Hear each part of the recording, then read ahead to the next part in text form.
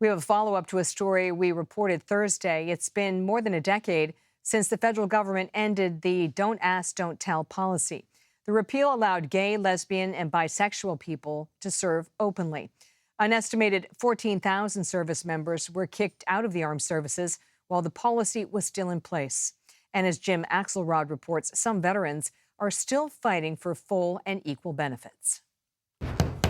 Donnie Ray Allen waited a quarter century to put up this picture, since the day he was less than honorably discharged from the Marine Corps. But I'm actually finally ready to hang that little 17-year-old, hang him up on the wall and actually give him credit for exactly what he did and what he went through. He wasn't going to until he could say these words. So right now, I am a honorably discharged United States Marine Corporal. 2 weeks ago, as we prepared to air our CBS News investigation, his discharge upgrade finally came through. He can now access benefits like VA loans, tuition assistance, even some federal jobs. It's an absolute 100% game changer. Things that I never thought that I could do or get or have or attain now are attainable. He'd like his friend Amy Lom to feel the same way. She's been fighting for her discharge upgrade after Don't Ask, Don't Tell drummed her out of the Navy 29 years ago. Did it change your sense of self? Yes, I'm less than. Less than? Yeah, I'm less than honorable. Some 14,000 gay and lesbian service members were discharged under Don't Ask, Don't Tell.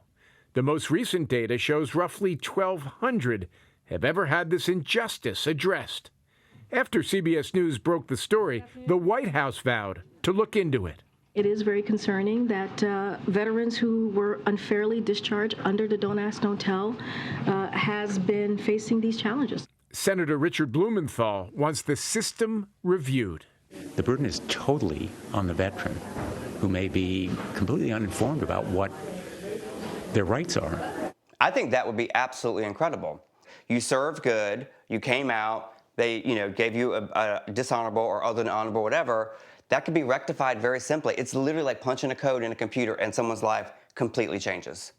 The Pentagon told CBS News that it is striving to finalize cases within 10 months, but did allow as it, quote, has more work to do.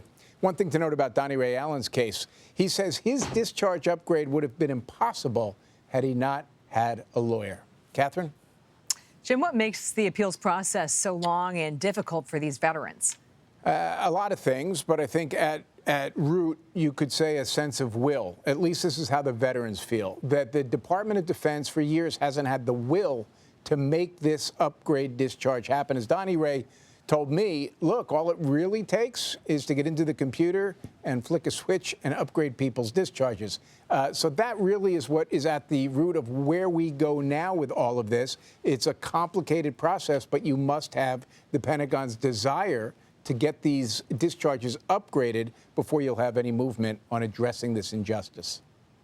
Jim, I know you've done a lot of reporting with veterans, as has the investigative unit. And one thing we hear a lot about the VA on the claims is deny until they die. Is this a case of deny until they give up?